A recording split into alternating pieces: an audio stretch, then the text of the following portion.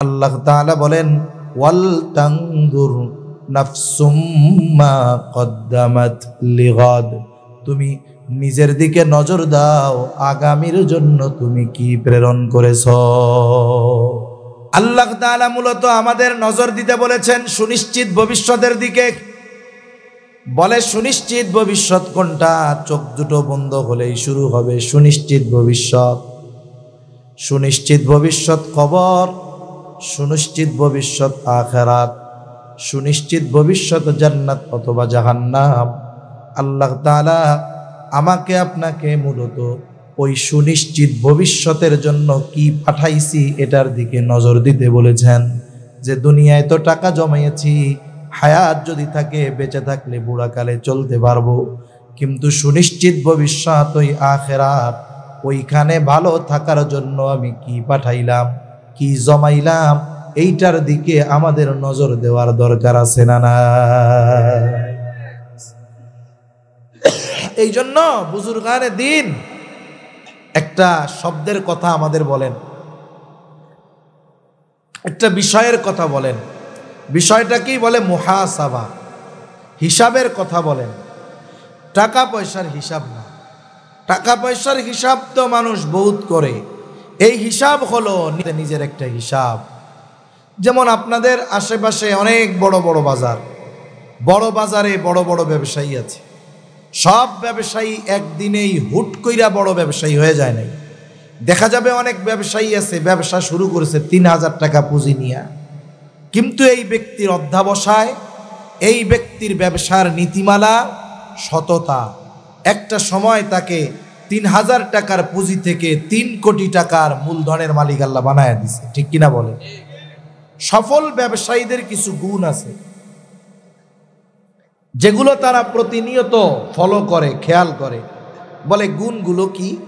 গুণগুলোর মধ্যে অন্যতম গুণ হলো যখন বাজারে সব দোকান বন্ধ হয়ে যায়, তারাও দোকানের শাটার নামায়া দেয়।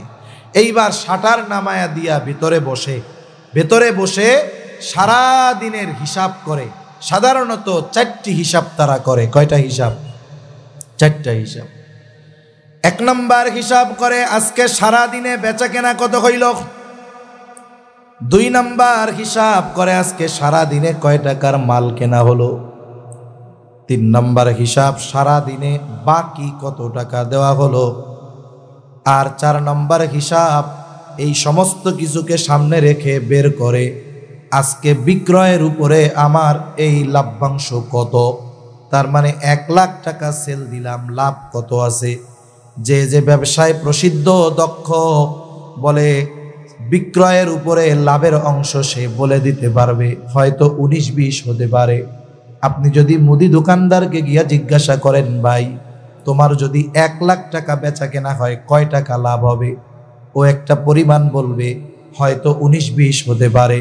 তার মানে যে ব্যবসায় দক্ষ সে ওই ব্যবসার কত টাকায় কত লাভ সেটা বলে দিতে পারে।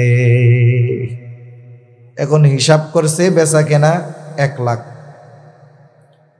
কিন্তু বাকি গেছে 25,000, আর তার ব্যবসার হিসাব হলো 1 লক্ষ টাকার মাল বিক্রি হলে 20,000 টাকা লাভ হয়। এখন বলেন তো 25,000 যদি বাকি গিয়ে থাকে, আজকের দিনের লাভ তার পকেটে আছে, বরং আরো তার মূলধন থেকে 5,000 মানুষের পকেটে চলে গেছে। এখনো কি চিন্তা করবে? দোকানের অন্যান্য কর্মচারীদের বলবে, আগামীকালকে থেকে যদি আমার আব্বাও বাকি চাই দিবি না, এই 25,000 আমি কম বিক্রি করব। এই 25,000 যদি বাকি না দেই আমার তো 75,000 বিক্রি হবে। 75,000 হইলে আমার 15,000 লাভ থাকবে, আর লাভের টাকাটা আমার পকেটেও থাকবে। সেল বেশি দিয়া বাকি দিয়া মানুষের পকেটে নিজের টাকা দেওয়ার কোনো দরকার নাই। আগামীকাল থেকে সেল কম হোক, সব নগদ হবে। এই বইলা দোকানে তালা মেরে বাড়ি চলে গেল। এই যে 1 ঘন্টা হিসাব করার পরে কি হলো? বলে আগামী দিনের কর্মপন্থা নির্ধারিত হলো, যে আগামী দিন ব্যবসার পলিসি পদ্ধতি কি হবে। হিসাব করে বাড়ি গিয়া এই চিন্তা করে বাড়ি চলে গেছে। জীবনের মুহাসাবাও এরকম হবে। রাতে যখন সর্বশেষ আমরা ঘুমাইতে যাব, মাথার সাথে বালিশটা লাগামো। এখন তো কাম হইল মাথার সাথে বালিশ লাগানোর আগে হাতে মোবাইল না থাকলে কাম হয় না, এটা বাদ দিতে হবে। চিকিৎসা বিজ্ঞান বলে এটা এমনিতেই ক্ষতি। এর একটা রেডিয়েশন আছে, নেটওয়ার্কের একটা রেডিয়েশন, এটা যত কাছে থাকে মোবাইল মানুষের তত ক্ষতি হয়, বাচ্চা কাচ্চার কাছে থাকলে ক্ষতি হয়। এজন্য রাতের বেলা উচিত মোবাইল না টিপে দূরে রাখা। আর মানুষ রাতে যখন একাকী থাকে, এই যে শুইছে, এই সময় সে তার ব্রেনটাকে যেদিকে নেয়, চিন্তাটাকে যেদিকে নেয়, তার ব্রেন চিন্তা ওই দিকেই যায়। মোবাইল দিয়া যদি শুরু করে ওই দিকে যাবে, ওইটা বাদ দিয়া যদি সে চিন্তা করে আজকে আমি একটু আমার জীবনের হিসাব করি তো, যে আজকে সারাদিন আমি কতগুলা ভালো কাজ করছি, কতগুলা মন্দ কাজ করছি, একটু হিসাব করি। তার ব্রেন এখন ভালো কাজের দিকে যাচ্ছে। এখন সে হিসাব করে দেখা গেল সারাদিন তার যেই পরিমাণ ভালো কাজ তার চাইতে গুনার কাজগুলা বেশি, অথবা দেখলো যেই পরিমাণ মন্দ কাজ তার চাইতে ভালো কাজ বেশি, তাহলে তো ভালো। আবার যদি দেখে মন্দ কাজ বেশি ভালো কাজ কম, তখন হয়তো তার হৃদয়ের মধ্যে চিন্তা আসবে, আরে আমার কত পরিচিত জন, বন্ধু বান্ধব, আত্মীয় স্বজন রাতের বেলায় ঘুমিয়েছে আর ঘুম থেকে উঠতে পারে নাই। কারণ যখন আমরা ঘুমাই, ঘুম ভাঙলে সকাল, না ভাঙলেই পরকাল। হয়তো হতে পারে এই রজনী, এই ঘুম আমার জীবনের শেষ ঘুম। আমি যদি আজ মারা যাই আর আমার আমল নামায় যদি নেকের চাইতে গুনাহ বেশি হয়, তাহলে হয়তো কিয়ামতের দিন গুনাহগার পাপাচারীদের কাতারে আমাকে আল্লাহর সামনে হাজির হতে হবে। এই হিসাবের পরে তার দিলের মধ্যে এই চিন্তা হয়তো তাকে তাওবা করতে উদ্বুদ্ধ করবে। হয়তো সে তাওবা করবে, আল্লাহ তাআলার কাছে ক্ষমা চাইবে, বলবে আল্লাহ আমারে আপনি মাফ কইরা দেন, আমি আর জীবনে গুনাহ করব না, অতীতের গুনাহগুলো মাফ করে দেন, আগামীতে আর গুনাহ করব না। এই যে একনিষ্ঠ তাওবা শুধু আস্তাগফিরুল্লাহ পড়ার নাম না। মুখ দিয়ে আস্তাগফিরুল্লাহ পড়লো, কিন্তু আন্তরিকভাবে ওই পাপের জন্য সে অনুতপ্ত হইল না, পাপটা ছাড়লো না, আবার পাপ না করার ব্যাপারে দৃঢ় প্রতিজ্ঞাবদ্ধ হইল না। শুধু মুখ দিয়া আস্তাগফিরুল্লাহ পড়লে ওই ধরনের মানুষের তাওবা আল্লাহর কাছে কবুল হবে না। তাওবার জন্য গুনাহ ছাড়তে হবে, না করার ব্যাপারে দৃঢ় প্রতিজ্ঞাবদ্ধ হতে হবে, অতীতে যে করছে এটার ব্যাপারে লজ্জিত হতে হবে। আর যদি বান্দার হক সম্পৃক্ত থাকে তাহলে বান্দার হক আদায় করতে হবে। এইভাবে যদি সে করে, তাহলে আস্তাগফিরুল্লাহ যদি মুখ দিয়া নাও কয়, অন্তরের খবর আল্লাহ জানে কি জানে না। এই যে রাতের বেলা একনিষ্ঠ চিত্তে আল্লাহর কাছে বলল, আশা করা যায় আল্লাহ তারে মাফ করে দিবে। আল্লাহ না করুক, ওই রাতটা যদি তার জীবনের শেষ রাত হয়ে যায়, ওর সে সৌভাগ্যবান আর কে আছে? দেখা যাবে ওই ব্যক্তি কিয়ামতের দিন আমল নামায় গোনাবিহীন, নেকিতে ভরপুর আমল নামা নিয়ে আল্লাহর সামনে হাজির হবে। ঠিক কিনা বলেন? আজান হইতেছে বাইরে, আমি আর বেশি সময় নিব না, যেহেতু ওনাদের তো 7:15 নামাজ শুরু হবে, তাই না? আমরা যদি 7:15 শেষ করে দেই, তাহলে ওনাদের নামাজে আর বিঘ্ন ঘটবে না। সুন্দরভাবে আপনারাও এরপরে নামাজ পড়বেন, এরপরেও ধারাবাহিকভাবে বুজুর্গানে দিন ওলামায়ে কেরাম আলোচনা করবেন। হ্যাঁ, 7:30 7:15 পর্যন্ত করতেছি। আচ্ছা, ঠিক আছে। তাহলে আশা করা যায় ওই ব্যক্তি আল্লাহ তাআলার দরবারে গুনাহমুক্ত হয়ে উঠবে। এজন্য বলেন, খালি ব্যাংকের টাকা পয়সার হিসাব করলে হইব? ফলায় বিদেশে তুন কটিংয়ে পাঠাইছে, এটি হিসাব করলে হইব? নিজের জীবনের হিসাবও করতে হবে যে আমি আখিরাতের জন্য কি পাঠাইলাম। এই চিন্তা, এই ভয় যার মধ্যে থাকে, এই লোকগুলো পাপ করতে পারে না, এই লোকগুলো গুনাহ করতে পারে না। বলেন তো, এই পৃথিবীর এমন কোনো জায়গা আছে নাকি যেই জায়গায় গিয়ে আমি আপনি যদি কোনো গুনাহ করি আল্লাহ তাআলা দেখবে না? এমন কোনো জায়গা আছে? আল্লাহ তাআলা বলেন, ওয়ালাকাদ খালাকানাল ইনসানা ওয়া না'লামু মা তুওয়াসওয়িসু বিহি নাফসুহু ওয়া নাহনু আকরাবু ইলাইহি মিন হাবলিল ওয়ারিদ। আল্লাহ তাআলা বলেন, আমি মানুষ সৃষ্টি করেছি, শুধু তাই না, ওয়া না'লামু মা তুওয়াসওয়িসু বিহি নাফসু, বলে কোন জিনিস তার অন্তরের মধ্যে ওয়াসওয়াসা দেয় এটাও আমি জানি। দুনিয়ায় এখন চিকিৎসা বিজ্ঞান অনেক উন্নত। আমি আপনি অসুস্থ হই নাই, তবে আমার কোনো অঙ্গ প্রত্যঙ্গ অচিরেই অসুস্থ হতে পারে কিনা এটা যদি জানতে চাই, আমাকে আপনাকে মেশিনের মধ্যে ভরে দেওয়া হবে, রিপোর্ট বের হবে যে আপনার কিডনি 75% ভালো আছে, হার্ট এত পার্সেন্ট ভালো আছে, ব্লক নাই, আপনার অন্যান্য অর্গান লিভার এতটুকু ভালো আছে, চর্বি জমতেছে এই পরিমাণ, ফ্যাট জমছে। তার মানে দেখেন, অসুস্থ হওয়ার আগে আমি আপনি খোঁজ খবর পাইতে পারি যে অসুস্থ হব কিনা। কিন্তু বলেন তো, দুনিয়ায় এমন কোনো মেশিন আবিষ্কার হয়েছে কিনা যেই মেশিনের মধ্যে আমাকে আপনাকে যদি ভরে দেওয়া হয়, আমার অন্তরে কি কথা আছে সেইটা প্রিন্ট হয়ে বের হয়ে আসবে? আসেনি মেশিন। কিন্তু আল্লাহ তাআলা বলে, বান্দা, কোন জিনিস তোমার অন্তরের মধ্যে ওয়াসওয়াসা দেয় দুনিয়ার কেউ না জানলেও আমি আল্লাহ জানি। জিজ্ঞাসা যদি করি, আল্লাহ আপনি কেমনে জানেন? আল্লাহ তাআলা বলেন, ওয়া নাহনু আকরাবু ইলাইহি মিন হাবলিল ওয়ারিদ। আল্লাহ তাআলা বলে, বান্দা, আমি তোমার শাহরগের চাইতে অধিক নিকটে। তার মানে বুজুর্গানে দিন বলেন, আমি আপনি আমার আপনার যত কাছে, তার চাইতে বেশি কাছে যিনি তিনি কে? ফাঁকি দেওয়ার উপায় নাই। হযরত লোকমান, নাম শুনছেন না হযরত লোকমানের? প্রজ্ঞাবান একজন ব্যক্তি, প্রজ্ঞাবান একজন ব্যক্তি। তিনি তার ছেলেকে অনেকগুলো উপদেশ দিয়েছেন। উপদেশগুলো আল্লাহ তাআলার কাছে খুব পছন্দ হয়েছে। হযরত লোকমান কোন সময় দুনিয়ায় ছিলেন? উনি দাউদ আলাইহিস সালাম নবুয়ত পাওয়ার আগ পর্যন্ত মাসলা মাসাইল বর্ণনা করতেন। দাউদ আলাইহিস সালাম নবুয়ত পাওয়ার পর উনি আর মাসলা মাসাইল বর্ণনা করেন নাই। তার মানে ওনার সময়কাল দাউদ আলাইহিস সালামের আগে। তা আল্লাহ তাআলার কাছে নসিহতগুলো খুব পছন্দ হয়েছে। আল্লাহ দাউদ আলাইহিস সালামের উপরে কিতাব নাজিল করেছে, জবুর। ওইখানে আল্লাহ নসিহতগুলো নাজিল করেন নাই। তাওরাত নাজিল করেছেন মুসা আলাইহিস সালামের উপর, ওইখানে আল্লাহ তাআলা লোকমান আলাইহিস সালামের এই উপদেশগুলো নাজিল করেন নাই। ঈসা আলাইহিস সালামের উপরে ইনজিল নাজিল করেছেন, ওইখানে আল্লাহ নাজিল করেন নাই।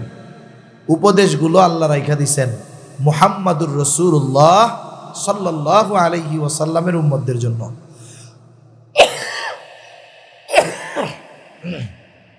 আল্লাহ তাআলা লোকমান নামে একটা সূরাও নাজিল করেছেন, আর ওই সূরার মধ্যে আল্লাহ তাআলা হযরত লোকমানের সন্তানকে করা নসিহতগুলো বর্ণনা করেছেন। নসিহতগুলোর মধ্যে একটা নসিহত, ইয়া বুনাইয়া ইন্নাহা ইন তাকু মিসকালা হাববাতিন মিন খারদালিন ফাতাকুন ফি সখরাতিন আও ফিস সামাওয়াতি আও ফিল আরদি ইয়াতি বিহাল্লাহ। হযরত লোকমান তার সন্তানকে বলে, ও আমার বৎস, তোমার ওই আমলটা, সেই আমল হোক ভালো হোক মন্দ, যেই আমলটা তুমি করেছ, ফাতাকুন ফি সখরা, ওই আমলটা যদি তুমি কোনো পাথরের মধ্যেও করো,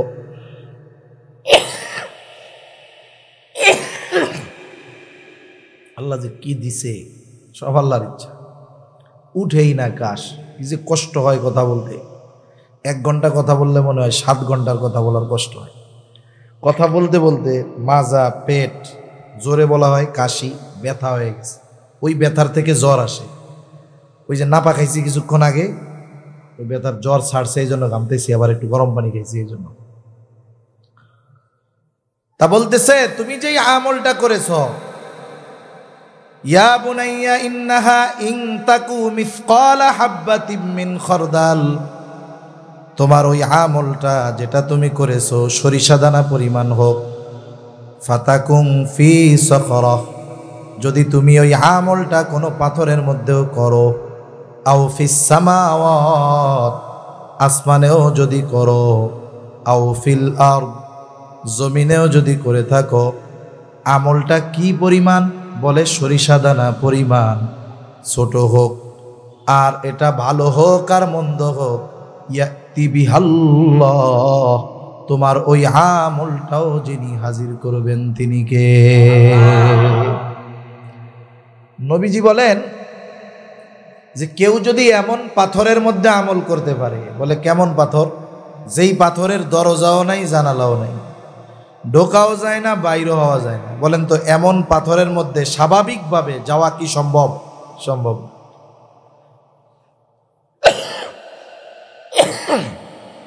ওই অসম্ভব জায়গায় যদি কেউ যাইয়া কোনো আমল করে, ওই আমলটা যদি সরিষা দানা পরিমাণ হয়, ওই আমলটাও কিয়ামতের দিন হাজির করবেন কে?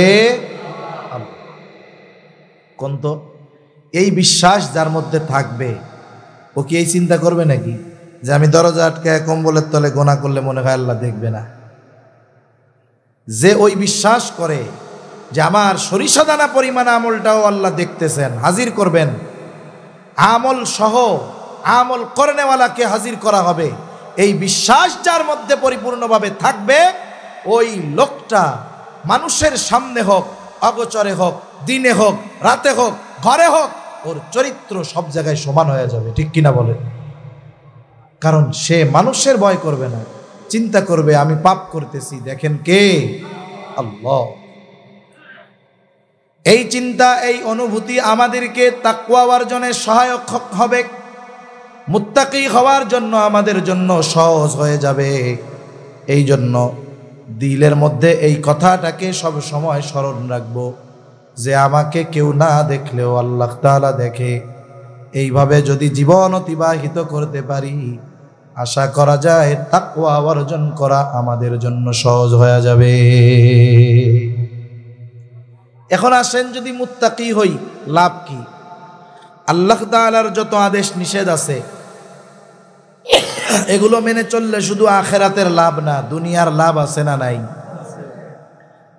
দুনিয়ার লাভ কি? আল্লাহ তাআলা বলেন ওয়ামান ইয়াত্তাকিল্লাহা ইয়াজআল লাহু মাখরাজা ওয়া ইয়ারযুকুহু মিন হাইথু লা ইয়াহতাসিব। আল্লাহ তাআলা বলেন মাইয়াত্তাকিল্লাহ, যে আল্লাহ তাআলাকে ভয় করে, তার মানে যে বেটা মুত্তাকি। বলে মুত্তাকিকে আল্লাহর আজমতের দিকে খেয়াল রাইখা মোহাব্বতের সাথে ভয় কইরা আল্লাহর নিষেধ বিষয়গুলো থেকে বেঁচে থাকে। বলে এই কামটা যেই লোকটা করে, ওই লোকটা যদি কখনো কোনো বিপদ আপদ মুসিবতে পইড়াই যায়, আল্লাহ তাআলা বলেন ইয়াজআল লাহু মাখরাজা, ওই ব্যক্তির বিপদ থেকে বের হওয়ার রাস্তার ব্যবস্থা যিনি কইরা দেন তিনি কে? বিপদ দুনিয়ায় আসতেই পারে, কিন্তু বিপদ থেকে বের হওয়ার রাস্তা পাওয়াটাই তো দুরস্কর। কিন্তু আল্লাহ বলেন মুত্তাকি হও, আমি বিপদে পড়লেও বিপদ থেকে বের হওয়ার রাস্তা আমি কইরা দিব। দুনিয়ায় মানুষ আর একটা জিনিস নিয়ে সবচেয়ে বেশি চিন্তিত থাকে, বলে রিজিক নিয়ে। রিজকুন এটা ব্যাপক অর্থবোধক শব্দ, বলে জীবন, উপকরণ, সম্মান, এটাও রিজিকের অন্তর্ভুক্ত। বলে একজন নেককার বিবি রিজিকের অন্তর্ভুক্ত, একজন সৎ নেককার সন্তান বলে রিজিকের অন্তর্ভুক্ত, আরে সম্মান রিজিকের অন্তর্ভুক্ত। আল্লাহ তাআলা বলে বান্দা মুত্তাকি হয়ে যাও, শুধু বিপদ থেকে বের হওয়ার রাস্তা দিয়ে দিব এমনটা নয়, ওয়ায়ারযুকুহু মিন হাইথু লা ইয়াহতাসিব। আল্লাহ তাআলা বলেন মুত্তাকি বান্দাকে এমন জায়গা থেকে রিজিক দেওয়া হবে ওই ব্যক্তি কল্পনাও করতে পারবে না। আল্লাহ তাআলা মুত্তাকিকে কল্পনাতীত, ধারণাতীত জায়গা থেকে রিজিকের ব্যবস্থা করে দিবে। এজন্য মুত্তাকি হইলে আখিরাতের লাভ তো অনেক আছে। মুত্তাকি আল্লাহ তাআলার কাছে বসার জন্য সম্মানের চেয়ার পাবে। মুত্তাকি আল্লাহ তাআলার নিকটে বসার জন্য সম্মানের চেয়ার পাবে। আখিরাতে অফুরন্ত নেয়ামত তো আছে, দুনিয়ায় আরো নেয়ামত আছে, আরো ফজিলত আছে। লম্বা কথা বলার মতো সময় নাই, চিন্তা করছি হাদিসের 3টা গুণই আপনাদের সামনে বলবো এই জন্য। তাহলে মুত্তাকি হওয়ার নির্দেশ আল্লাহ তাআলা দিয়েছেন, সাথে সাথে নবীজিও বলেন ইত্তাকিল্লাহা হাইসুমা কুনতা, যেখানেই থাকো না কেন সর্ব অবস্থায় ভয় করবা কাকে? আল্লাহ তাআলা। 2 নাম্বার নবীজি বলেন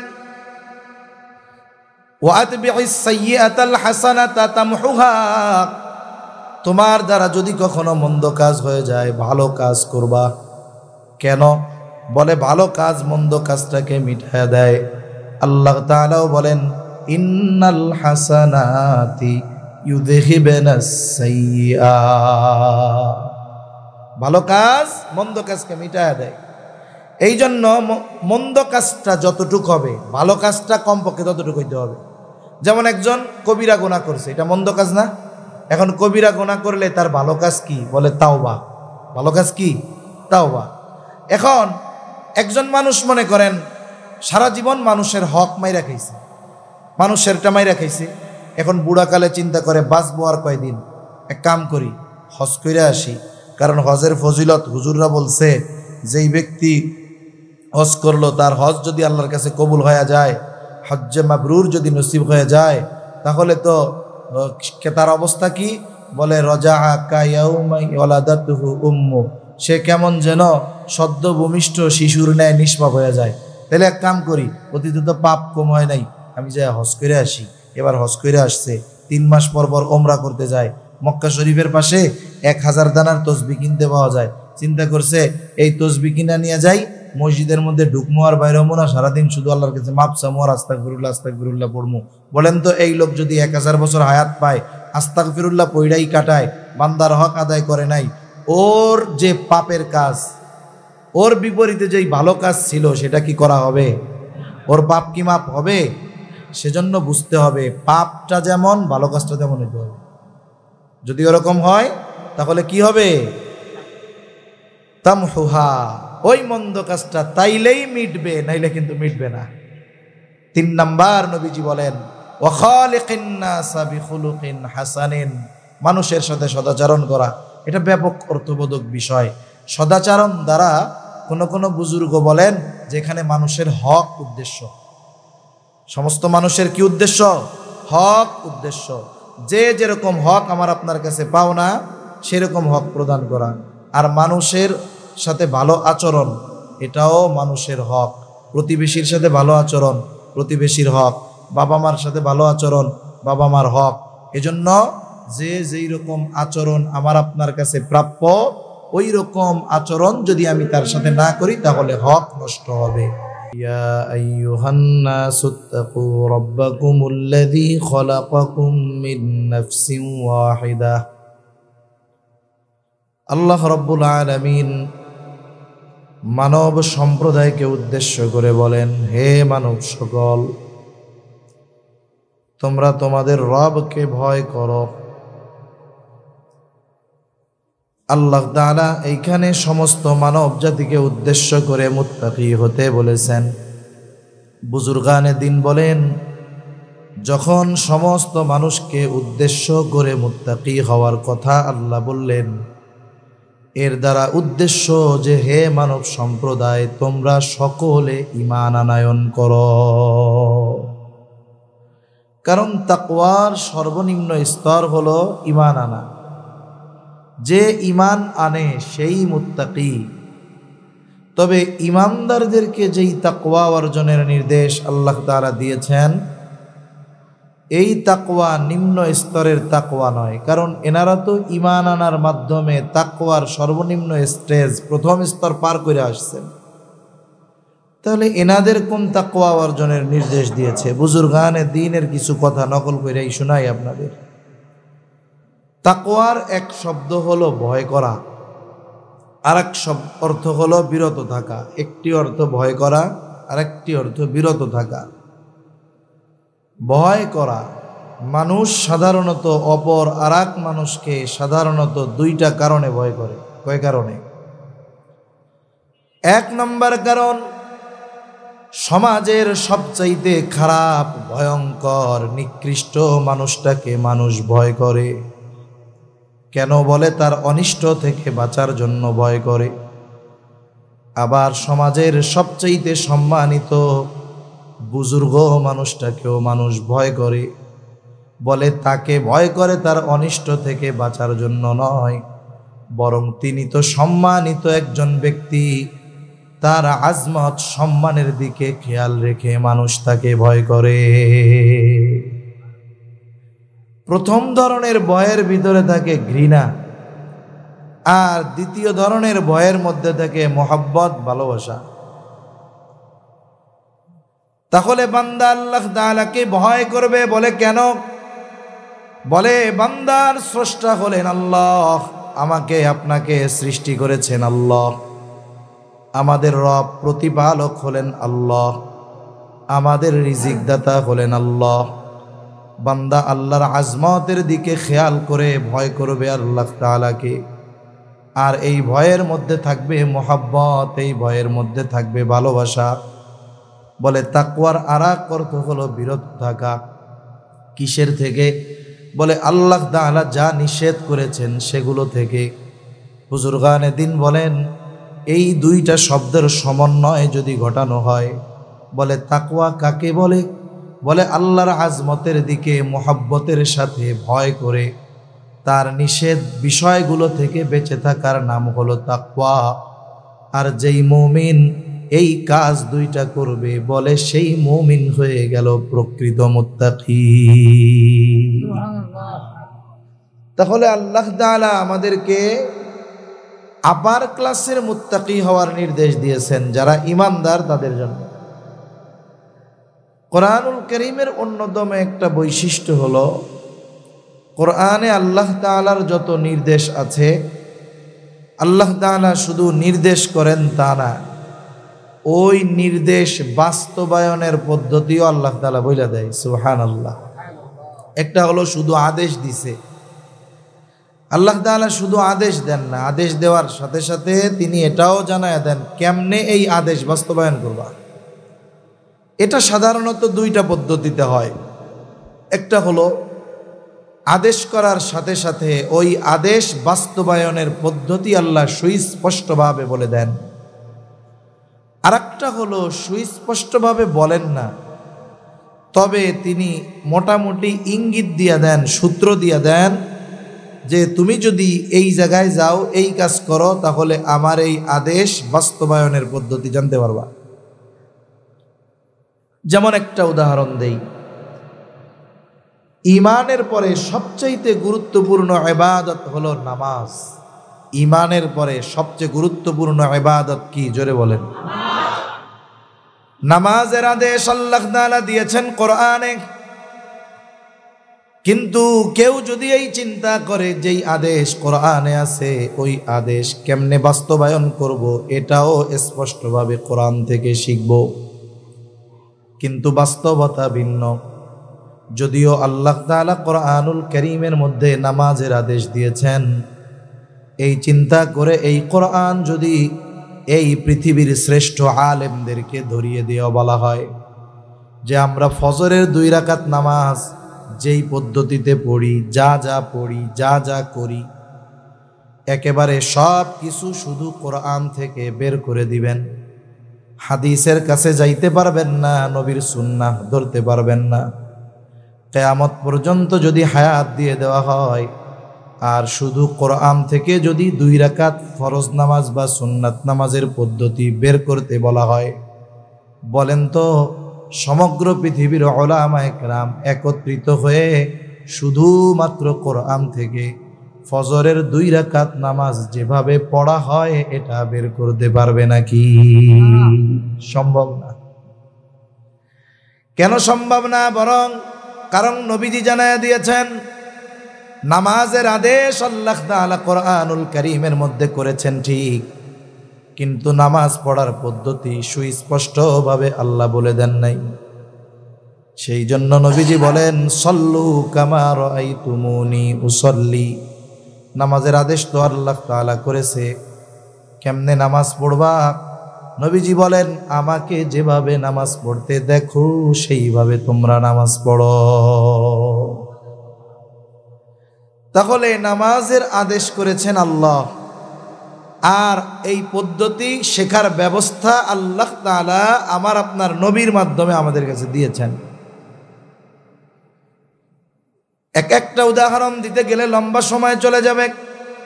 মূল কথা হলো, আল্লাহ তাআলা কোরআনুল কারীমের মধ্যে যখন কোনো আদেশ দেন, হয়তো ওই আদেশ বাস্তবায়নের সুস্পষ্ট নীতিমালা পদ্ধতিও বইলা দেন। যদি সুস্পষ্টভাবে না বলেন, কমপক্ষে ইশারা ইঙ্গিত দিয়া বুঝায়া দেন, জানায়া দেন যে এই জায়গায় যাও, তাহলে আমার আদেশের বাস্তবায়ন কিভাবে করতে হবে পাবা।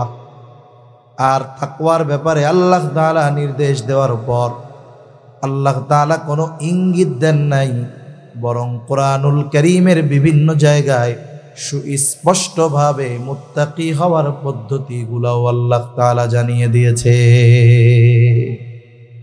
এজন্য মনে রাখতে হবে যে কোরআনে যখন, শরীয়তে ইসলামে অনেক কিছু আছে হারাম, যেটা আপনি কোরআনে পাবেন না। এই হারাম করছে কে? বলে মুহাম্মাদুর রাসূলুল্লাহ সাল্লাল্লাহু আলাইহি ওয়াসাল্লাম। আমার আপনার নবী হলেন শরীয়ত প্রণেতা। যেমন আদালতে আছে না আইনজীবী কারা?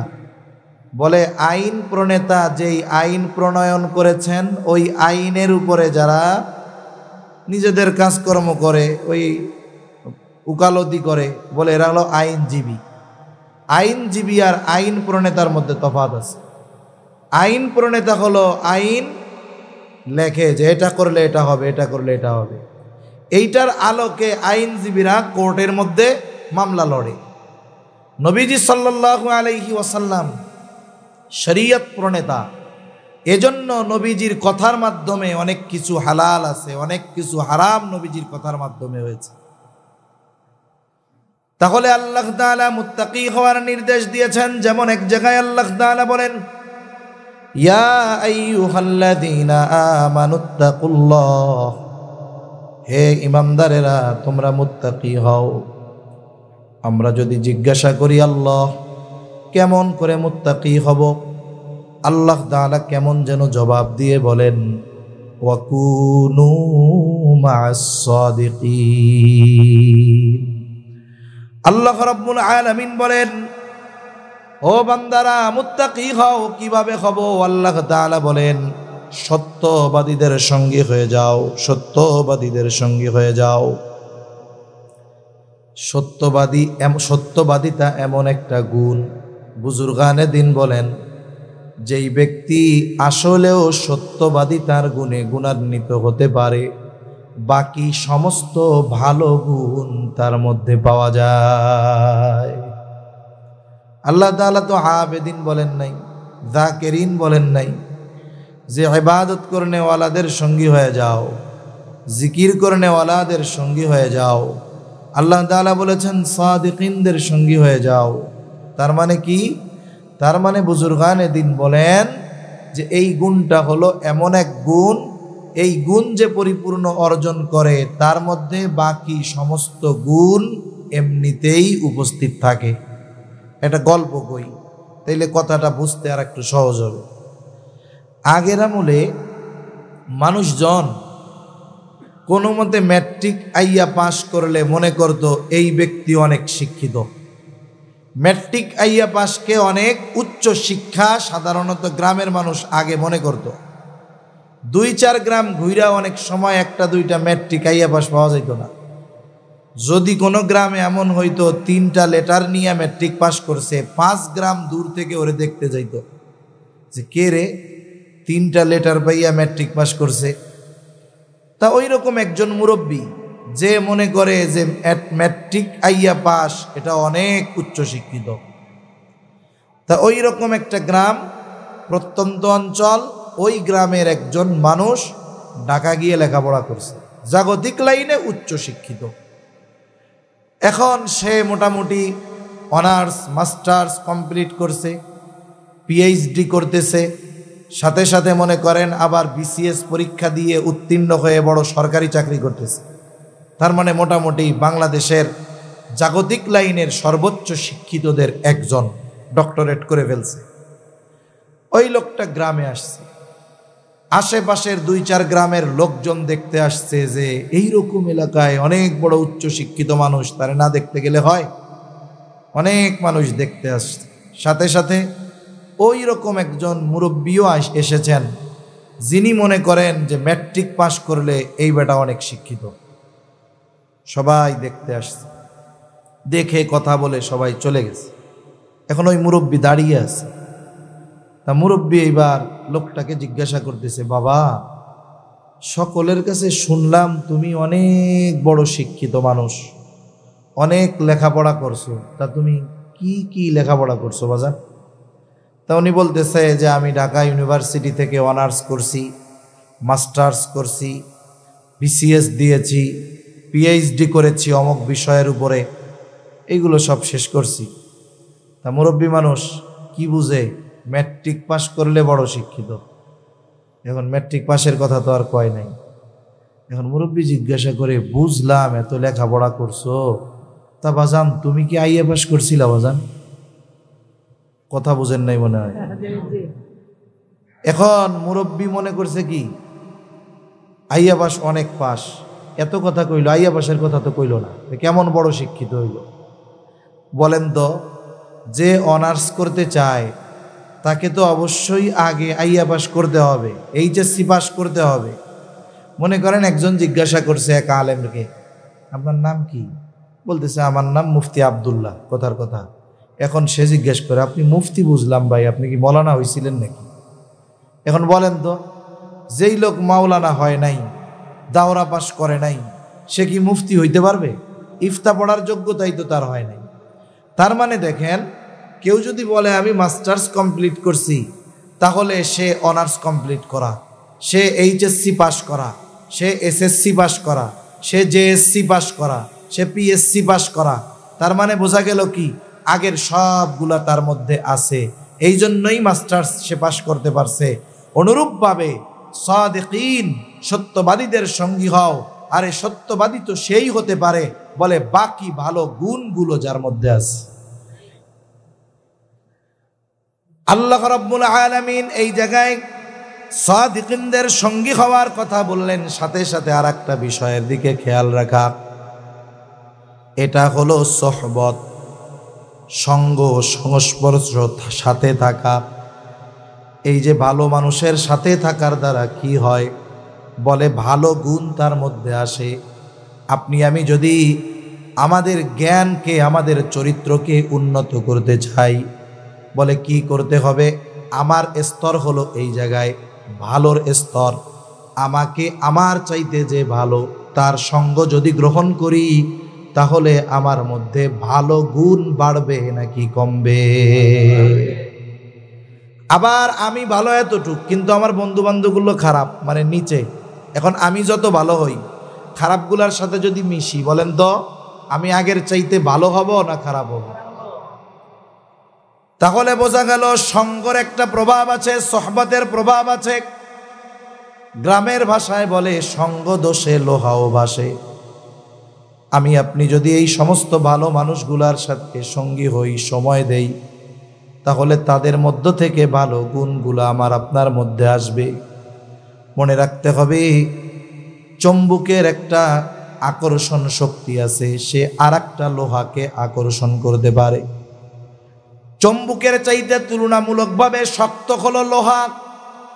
লোহা যত শক্ত হোক না কেন, লোহার মধ্যে অন্য আর একটা লোহাকে আকর্ষণ করার ক্ষমতা নাই।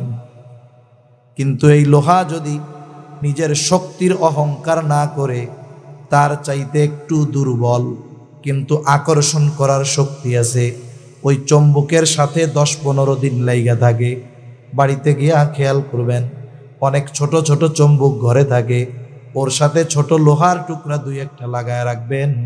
15-20 দিন পরে যখন ওটা টান দিয়ে খুলবেন, লোহা যখন আর একটা লোহার দিকে ধরা হবে, চুম্বকের সাথে থাকার কারণে ওই লোহার মধ্যেও আকর্ষণ করার কিছু যোগ্যতা চলে আসবে।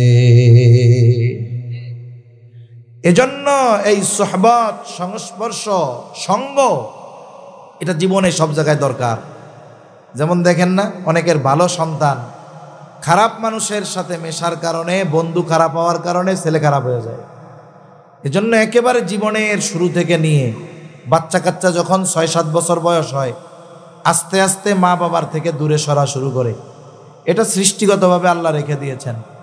এ সরবেই, আপনার ভালো লাগলেও সরবে, না লাগলেও সরবে। কিন্তু তখন আমার আপনার দায়িত্ব কি? যে ছেলে তো এখন সঙ্গী নির্বাচন করবে খেলার জন্য, চলার জন্য। আপনার আমার দায়িত্ব কি? বলে ওর সঙ্গীটা ভালো কিনা এটা যাচাই বাছাই করা, ওকে একটা ভালো সঙ্গীর সাথে জুড়িয়ে দেওয়া, ওর চেয়ে যে ভালো তার সাথে বন্ধুত্ব করায় দেওয়া। তাহলে কি হবে? ছেলেটা আস্তে আস্তে ভালো সঙ্গীর কারণে ওর মধ্যে ভালো গুণ আসবে। আর যদি বন্ধু খারাপ হয়, মোবাইল দেখাওয়ালা হয়, টেলিভিশন দেখাওয়ালা হয়, আস্তে আস্তে সন্তানের মধ্যে ওর খারাপ গুণগুলো চলে আসতে থাকবে। জীবনের প্রত্যেক ক্ষেত্রে সঙ্গর দরকার। আর মুত্তাকি হওয়ার জন্য এই গুণে গুণান্বিত মানুষের সাথে থাকা দরকার, সঙ্গ দেওয়া দরকার। আমি আপনি আমার আপনার কর্মস্থলে ওই রকম বন্ধু নির্বাচন করার দরকার। প্রতিষ্ঠান লেখাপড়া করি, ভালো সঙ্গী নির্বাচন করা দরকার। সাথে সাথে একজন আহলুল্লাহ বুজুর্গের হাতে নিজেকে সুপার্দ করে দেওয়া দরকার। যেই মুত্তাকি বান্দা, যেই সাদেক বান্দা আমাকে আপনাকেও তার মতো করে গড়ে তোলার যোগ্যতা রাখে, এরকম মানুষের সাথে সংস্পর্শতা দরকার। যেমন আপনাদের এখানে আজকে যিনি আসবেন, আজকের প্রধান অতিথি পীরে কামেল হযরত মাওলানা ফজলে ইলাহি সাহেব, পীর সাহেব উজানি, এই ধরনের মানুষের সংস্পর্শতা আমাদের দরকার, সোহবত আমাদের দরকার। তাদের সাথে সম্পর্ক রাখা এটা জরুরি। তাহলে মুত্তাকি হওয়ার জন্য 1 নাম্বার পদ্ধতি আল্লাহ বলেন সত্যবাদীদের সঙ্গী হয়ে যাও। 2 নাম্বার পদ্ধতি আল্লাহ তাআলা কোরআনুল কারীমের মধ্যে বলেন, ইয়া আইয়ুহাল্লাযীনা আমানুত্তাকুল্লাহ। আল্লাহ তাআলা বলেন, হে ঈমানদারেরা তোমরা মুত্তাকি হও। আমরা যদি এখন প্রশ্ন করি, আল্লাহ আমরা কেমন করে মুত্তাকি হব?